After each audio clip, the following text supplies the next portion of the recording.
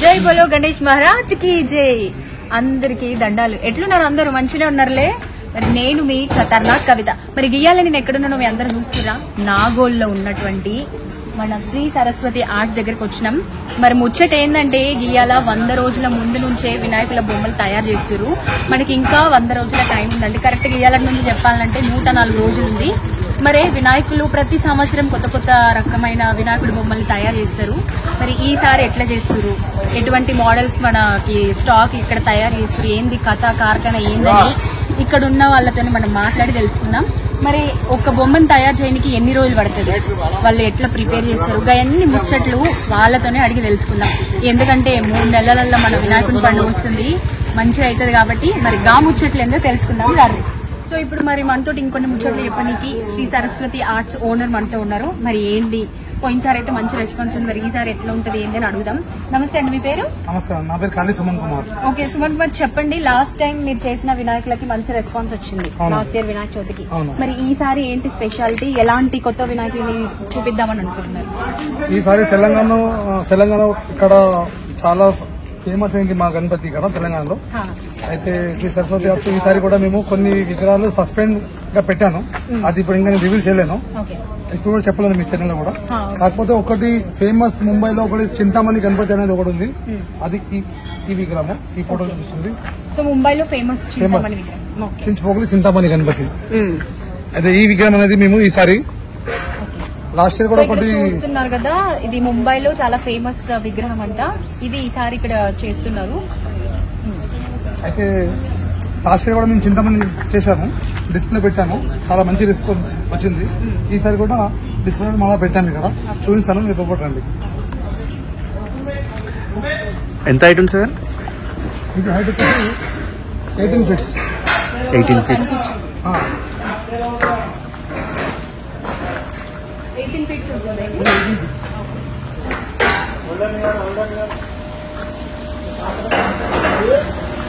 చెప్పండి. సో ఈ విగ్రహం యొక్క స్పెషాలిటీ ఏంటి? ఈ విగ్రహం ఏంటి అంటే శ్రీరాముడు అవతారం. నేను రాముడు అవుతాం. ఓకే, శ్రీరామ అవతారం ప్లస్ ఇక్కడ అమ్మవారు వస్తారు సీతామాత, ఇక్కడ లక్ష్మణుడు వస్తారు, ఇక్కడ ఆంజనేయ స్వామి కూర్చొని నమస్కరిస్తూ. సో ఇక్కడ మన వెనకాల చూస్తున్నటువంటి ఈ క్యాటలాగ్ పీస్ ఫైనల్ గా మనకి ఇలా తయారవుతుంది అనమాట. అంటే గణపతి రామావతారంలో ఉంటే ఎలా ఉంటది, పక్కన సీతమ్మ వారు, హనుమాన్, ఆ పక్కన లక్ష్మణుడు, రామ్ దర్బార్ లాగా ఈ టైప్ లో ఈసారి మనకి ముంబై నుంచి ఒక ఫేమస్ విగ్రహాన్ని తయారు చేసి చూపిస్తారు. ఓకే అండి. ముంబైలో కూడా ఈ గణపతి ఎందుకు చేశారంటే అయోధ్య రాముడు గుడి కట్టారు కాబట్టి ఇక రాముడి అని వాళ్ళు చించుపోకలిలో చింతమణి గణపతి విగ్రహం చేశారు. ఇక అదే మనం ఇక్కడ కూడా లాస్ట్ చింతమణి గణపతి ఇక్కడ చేశాం కాబట్టి ఈసారి మళ్ళీ 2024లో మళ్ళీ మేము కూడా చింతమణి గణపతికి ఇక్కడ మళ్ళీ మేము డిస్ప్లేలో పెట్టాము. ఈ విగ్రహం ఇంకా ఇప్పటి వరకు ఎవరికి బుక్ చేసుకోలేదు. ఎవరికైనా కావాలనుకుంటే ఎవరు తొందరగా వస్తే ముందు వాళ్ళది ఇది ఇవ్వడం జరుగుతుంది. 99599621 కాళీ సుమన్ కుమార్. ఓకే, మీరు ఇక్కడ హైదరాబాద్ కి వచ్చి ఎన్ని ఇయర్స్ అయింది? అంటే ఇక్కడ కూడా వినాయకులని ఇట్లా తయారు చేయడం, ఈ ఆర్ట్స్ పెట్టింది ఎన్ని ఇయర్స్ అయింది? నేను ఇక్కడ హైదరాబాద్ లోనే పుట్టి పెరిగాను. మా నేటివ్ ప్లేస్ తెలంగాణనే, కాకపోతే నేను చేసేది వరకు మొత్తం ఇదే కాబట్టి నాకు అందరు ఇక్కడ కాదు, నేను కూడా బయటకు వచ్చి అనుకుంటారు. నా దగ్గర చేసే ప్రతి ఒక్క ఆర్టిస్ట్ వచ్చేసి ముంబై నుంచి, యూపీ, బీహార్ నుంచి వస్తారు అందరూ. అదే ముంబై టైప్ లో నేను చేసి మేము అందరికి. సో ఇప్పుడు అర్థమైంది, మన స్టేట్ అయితే వేరే ఊరైన అయితే కాదు, మన తెలంగాణ బిడ్డే ఇక్కడ ఉండి ఆయనకి తెలిసినట్టు ముంబై స్టైల్లో వినాయకులను చేసి మనందరికీ చూపిస్తున్నారు.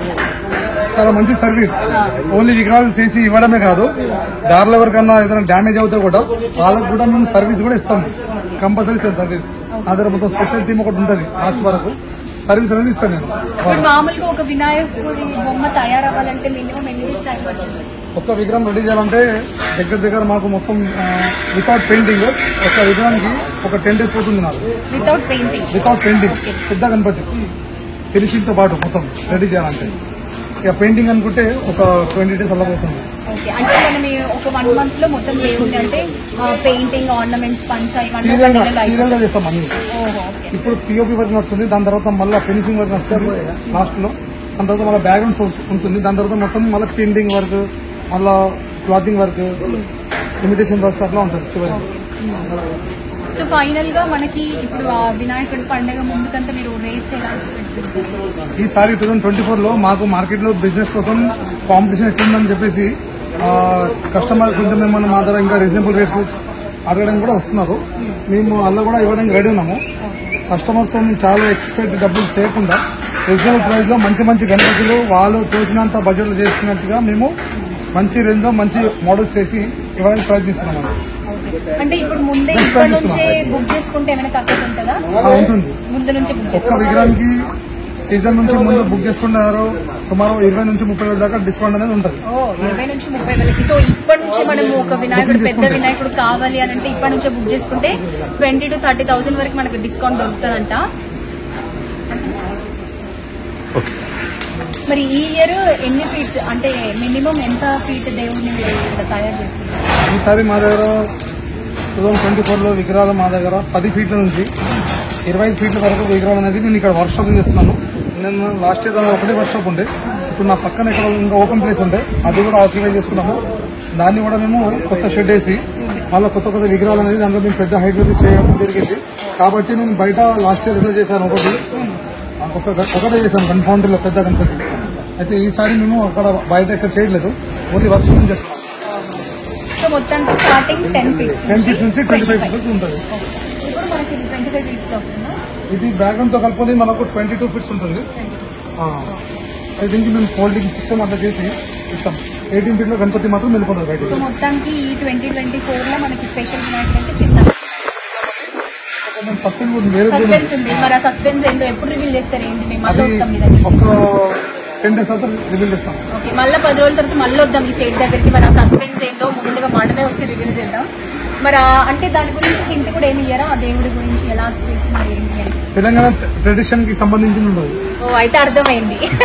తెలంగాణ ట్రెడిషన్ కి సంబంధించింది అంటే మన తెలంగాణ అంటే సేట్ ఇక్కడనే పుట్టి పెరిగింది కాబట్టి ఆ పద్ధతిలో తెలంగాణ స్టైల్లో వినాయకుని ఏదో తయారు చేస్తారు. మరి ఆ సీక్రెట్ ఏంటో 10 రోజుల తర్వాత మళ్ళీ వచ్చి తెలుసుకుందాం. ఇక లోపలికి అయితే వచ్చేసిన చూస్తున్నారు కదా గణేష్లు ఎంత మంచిగా ఉన్నారో. అసలు ఒక్కొక్క గణేష్ కూడా చూస్తుంటే ఇంకొక ముచ్చట. ఇక్కడ మనకి ఇప్పుడు మనం వచ్చిన వాళ్ళు ఏంటంటే ముంబై స్టైల్లో గణపతులు చేస్తారు కదా. ఇప్పుడు మామూలుగా మనకి ధూళిపేటలో పెద్ద పెద్ద లంబోదరుడు పెద్ద పెద్ద వినాయకులు అట్లాంటి బొమ్మలు మనకి ధూళిపేటలో దొరికితే ఇక్కడ ఏంటి స్పెషాలిటీ అంటే ముంబై స్టైల్లో వినాయకులను చేసి ఇచ్చుడులో వీళ్ళు చాలా ఫేమస్ అన్నమాట. మరి సేమ్ ముంబై స్టైల్లో వినాయకులు ఎట్లుంటారో గా తిరిగానే మనకి చేసి చూపిస్తారు. ఇక్కడ చూసినట్టయితే ఇక్కడ వినాయకుడు చూసిరా ఎంత ముచ్చటేస్తున్నాడో. మంచిగా తొండం నీట్ గా చేసి తయారు చేసి పెట్టిరు 4 చేతులతోని. ఇక ఇక్కడైతే కాలు మీద కాలేసుకొని కూర్చున్నాడు మన గణపయ్య. నాకు ఇష్టమైన దేవుడు అన్నమాట. ఇక ఎంత ముద్దుగా కూర్చున్నాడు కదా కాలు మీద కాలేసుకొని. మొత్తం బొమ్మను చూస్తుంటే చాలా అద్భుతంగా చేసిరు. మరి ఇప్పుడు ఈ దేవుడు ఫైనల్ గా ఇట్లా తయారు కానికి అంటే ఇంకా రంగులు గింగులు ఏం వేయలే. ఈ స్టైల్లో తయారు కానికి వాళ్ళకి ఎంత టైం పట్టిందో గాముచ్చట కూడా అడిగి తెలుసుకున్నాం. ఇక లోపలికి పోయే కొద్దీ మనకి మస్తు మంది వినాయకుడి బొమ్మలే ఉన్నారు. ఇక నాకు తెలిసి ఈ స్టైల్ ఈ లైన్ అంతా ఇక్కడ వరకు కాలు మీద కాలేసుకొని భలే ఉన్నాడు. ఇక ఇక్కడైతే నాకు ఈ వినాయకుడి బొమ్మను చూస్తుంటే భరతనాట్యం వేసే స్టైల్ ఉన్నాడు అన్నమాట. నాకైతే అట్లనే అనిపిస్తుంది. అయితే దీనికి ఇంకా తొండం వరకు ఇంకా ఫినిష్ కాలే, ఇంకా చేస్తారనుకుంటా. చూద్దాం. నాకైతే ఇక్కడ వినాయకులని అందరినీ చూస్తుంటే ఎప్పుడెప్పుడు వినాయక చవితి వస్తుందా, ఎప్పుడెప్పుడు ఆ 11 రోజులు ఎంజాయ్ చేద్దామా అన్నట్లే ఉంది. అసలు పండుగ షురూ అయింది. మామూలుగా ప్రతి సంవత్సరం వినాయకుడిని పంపించేటప్పుడు అగ్లేవారు జల్దీ ఆవు అని అంటాం కదా. సో ఈసారి కూడా నాకు ఎందుకో వినాయకుడి పండుగ జల్దీ రాబోతుంది అని అనిపిస్తుంది. అప్పుడే ఇంతమంది వినాయకుడు ఐడల్స్ తయారైపోయినాయి అంటేనే మస్తు సంబరం అవుతుంది నాకైతే. మరి చూద్దాం. ఇక్కడ చాలా వెరైటీ ఐడల్స్ ఉన్నాయి. మరి ఒక్కొక్క వినాయకుడిని మరి చేయడానికి వీళ్ళకి ఎంత టైం పట్టిందో ముందు అది అడిగి తెలుసుకున్నాం రండి. ఇక ఈ గణేష్ ని చూస్తారు కదా, నాకు తెలిసి నా అంచనా ప్రకారం 12 to 15 ఫీట్స్ ఉంటాడు ఈ బొమ్మ. చూడ్డానికి కూడా అద్భుతంగా ఉన్నాడు. ఇక ఒక్కొక్క వినాయకుడు ఒక్కొక్క రకంగా ఉన్నారు. సేమ్ మనకి హైదరాబాద్ స్టైల్ సేమ్ మనకి ముంబై స్టైల్లో వినాయకుడు ఎట్లయితే ఉంటారో సేమ్ అట్లనే చేసి చూపిస్తారు. అసలు ఈ దేవుడు కిషోర్ కూడా చూసారు కదా ఎంత అద్భుతంగా గంభీరంగా చూస్తున్నట్టు మంచి సైజ్ లో ఉన్నారు. సో నిజంగా చెప్తున్నా ఇంత అద్భుతంగా వినాయకుడిని అసలు కొంచెం కూడా అటు ఇటు కదలకుండా పర్ఫెక్ట్ ఆకారం ఇచ్చారంటే నిజంగా కళాకారులకి హ్యాట్స్ చెప్పుకోవాలండి. అద్భుతం అంటే అద్భుతం. ఇంకా వీటికి రంగులేసి ఇంకా అందాన్ని రెట్టింపు చేసే విషయం వాళ్ళు ఉంటుంది అసలైన కళాకారుల యొక్క ప్రత్యేకత.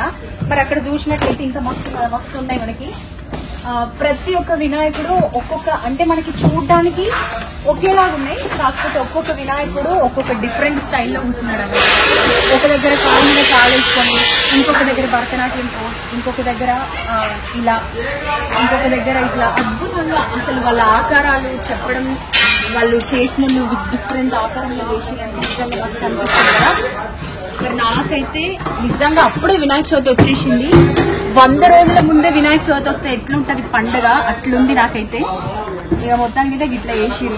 ప్రతి దేవుడిని కూడా చూస్తా ఉంటే చూడబుద్ధి అవుతుంది. ఇంకా ఫినిషింగ్ ఏం లేకుండానే ఈ దేవుళ్ళని ఇట్లా చూడబుద్ధి అవుతుంది. అంటే ఇంకా కలర్స్ వేసి షైనింగ్ లాగా చేసి టోటల్ గా అయిపోయాక మనకి అవుట్పుట్ వినాయకుడు వస్తే ఎట్లుంటారో ఈ వినాయకుడు వేసుకోవాలి.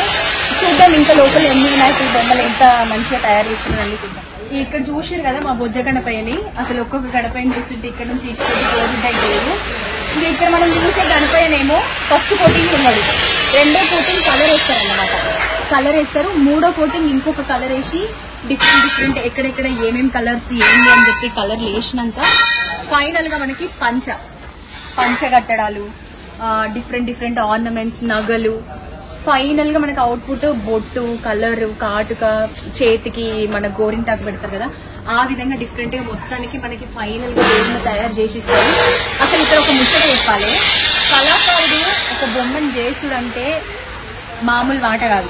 నిజమే కదా, మనం ఒక బొమ్మ చేసి బంక వాటితో వినాయకుడిని చేయాలంటే మనకి ఎన్ని వంకలు పోతాయి, అస్సలు చక్కగా రాదు, ఏదో ఒక లోపం ఉంటది. అట్లా కాకుండా ఒక కళాకారుడు కళ్ళు గాని, తొండం గాని, ఆ చేతులు, కాళ్ళు, మన బొజ్జ గణపయ్యకి కరెక్ట్ సైజులో ఉండే బొట్టు, అసలు ఇవన్నీ కూడా ఒక పర్ఫెక్షన్ తో చేస్తున్నారంటే నిజంగా కళాకారుల గొప్పతనం అనుకోవాలి. ఆ దేవుడు ఇచ్చిన వరం అని కూడా చెప్పుకోవాలి.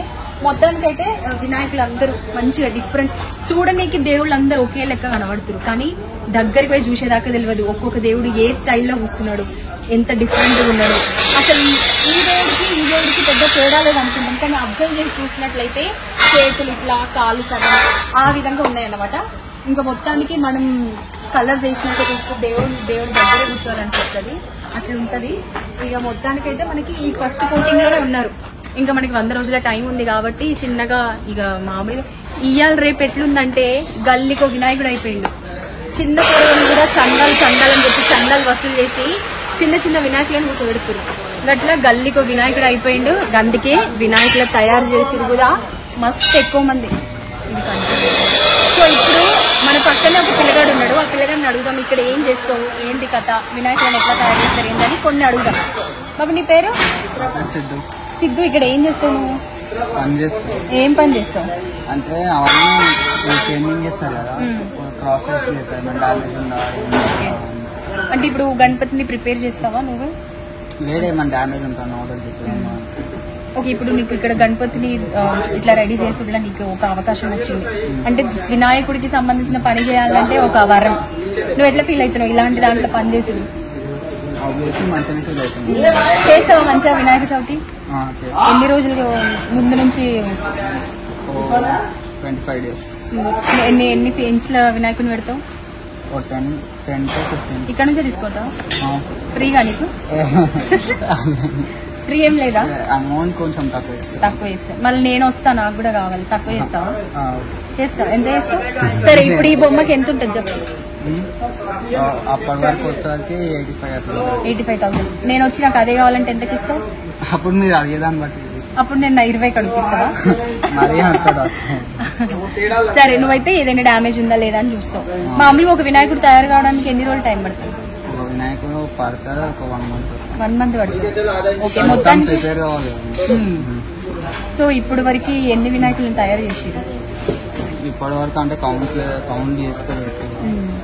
ఇవన్నీ కౌంట్ చేసుకోలేదు. ఎక్కడ ఉంది ఇంకా ఉంది. ఈ పని చేయడానికి నీకు అంటే ఎప్పటి నుంచి ఇంట్రెస్ట్ ఉంది? ఇప్పుడు ఇప్పుడు సెకండ్ ఇంట్లో ఖాళీ అట్లా. సో ఇయర్ నుంచి జాయిన్ అయినా మీకు తెలిసి అన్న వాళ్ళకి. ఇప్పుడైతే పక్కనున్న వినాయకుల దగ్గరకు వచ్చినాం. అంటే వాళ్ళదే గానీ ఇక్కడ తయారు చేసి పెట్టిరు అన్నమాట, బయట పెట్టిరు. ఈ వినాయకులు కూడా మాక్సిమం మనకి 8 feet 8 to 10 లోపే ఉంటారన్నమాట మాక్సిమం. సో ఇలాంటి వినాయకులనైతే మామూలుగా ఈజీగా తీసుకెళ్లొచ్చు, వైర్లతో ప్రాబ్లం ఉండదు, అట్లా మంచిగా ఉంటారు. కాకపోతే కొంతమంది ఉంటారు కదా ప్రతి సంవత్సరం ఇంత ఒక ఫీట్ పెంచుకుంటూ పోయేటోళ్ళు ఉంటారు కదా, అసంటోళ్ళు పెద్ద పెద్దవి పెంచుకుంటూ పోతారు. సో ఇక్కడ కూడా ఆల్మోస్ట్ మనకి చిన్న సైజు వినాయకులలో కూడా అదే రూపంలో కాలు పైన కాలు భరతనాట్యం స్టైల్ గా. ఇక పోయినసారి నేను చూసినట్లయితే బాహుబలి వినాయకుడు, మన పవన్ కళ్యాణ్, అట్లా ప్రతి సినిమాకి సంబంధించిన వినాయకులను కూడా తయారు చేసారు. ఆ విధంగా ప్రతి సినిమాకి తల్లి అంటే లేటెస్ట్ ట్రెండ్ తగ్గ సినిమాలు ఏవొచ్చినా పుష్ప తగ్గేదే లేని అవ్వ అన్నట్టుగా డిఫరెంట్ స్టైల్ వినాయకులను కూడా తయారు చేసారు. మరి ఈసారి రోబో వినాయకులను కూడా చూసినాం మనము మస్తుగానే. ఇక ఇప్పుడు చాలా వరకు అయితే మట్టి వినాయకులు కాకుండా పండ్లతో తయారు చేసారు, పైసలతో తయారు చేసారు, నోట్లతోని. ఇక మనకి వినాయక చవితి వచ్చిందంటే ఎన్ని రకాల వినాయకులను చూస్తామో లెక్కన ఉండదు అసలు. ఇక మొత్తానికైతే ఈ 10 to 9 ఈ ఫీట్స్ లో ఉంటారు ఈ వినాయకులు. ప్రతి అంటే చిన్న సైజ్ వినాయకులను కూడా ఒక అద్భుతంగా సృష్టించారు. చూసిరా ఆ చెక్కడం, ఆ తయారు చేయడం, ఆ ఫేస్ లో కళ నిజంగా అద్భుతం అండి. నిజంగా ఇంత చక్కగా చేసి పెట్టిరు. మొత్తానికి వినాయకుల గురించి మాట్లాడుతూ ఉండే కొద్దీ నేను ఏంటో అప్పుడే వినాయక చవితి సీజన్ వచ్చేసింది అన్నట్టుగానే ఉంది. మరి చూసిరు కదా ప్రతి వినాయకులు అయితే సింగిల్ కోటింగ్ లో రెడీ అయిపోయినాయి. ఫైనల్ గా మనకి కలర్స్ అన్ని వేసి దేవుడికి ఆభరణాల్లాగా పెయింట్ వేసి పంచను కట్టి మంచి పువ్వులతో అలంకరించి ఫైనల్ గా దేవుడి పండగకి ముందు అమ్మడానికి సిద్ధంగా పెడతారన్నమాట. ఇంకా అది మరి మన వినాయకుల సంగతి. ఇక ఇయ్యాలనైతే నాగోళ్ళు ఉన్నటువంటి శ్రీ సరస్వతి ఆర్ట్స్ వాళ్ళ దగ్గరకు వచ్చినాం. ఇక మళ్ళీ రేపు ఇంకొకళ్ళ దగ్గర పోదాం. గాల దగ్గర ఎటువంటి వినాయకులు ఉన్నాయి, ఎంత అద్భుతంగా ఉన్నారు. మనం చూసింది ఒకటే స్టైల్ ఇక్కడ, ఇంకా మనకి తెలియని మస్తున్నాయి ఈ హైదరాబాద్ దునియాలా. ఇక రేపు ఇంకొక దగ్గరికి పోయి గా వినాయకుల గురించి కూడా మా ముచ్చట్లు పెట్టుకుందాం. సరేనా? పోయేస్తాం వల్ల నేను ఈ ఖతర్నాక్ కవిత. ఇక వాళ్ళదే 15 నుంచి 30 ఫీట్స్ వినాయకులను ఇక్కడ తయారు చేస్తారు. చూస్తున్నారు కదా వినాయకులు ఎట్లా తయారవుతున్నారు. ఫస్ట్ ఒక్కొక్క పార్ట్స్, కాళ్ళు సపరేట్, చేతులు సపరేట్, తొండం, ఇవన్నీ డిఫరెంట్ పార్ట్స్ అన్ని సపరేట్ గా చేసుకుని వినాయకుడి బాడీకి ఒక్కొక్క పార్ట్ ఎలా అనిపిస్తున్నారో చూడండి. ఫైనల్ గా మనకి వినాయకుడు ఏ విధంగా వస్తారో చూడొచ్చు. మనం ఇక్కడ అబ్జర్వ్ చేసినట్లయితే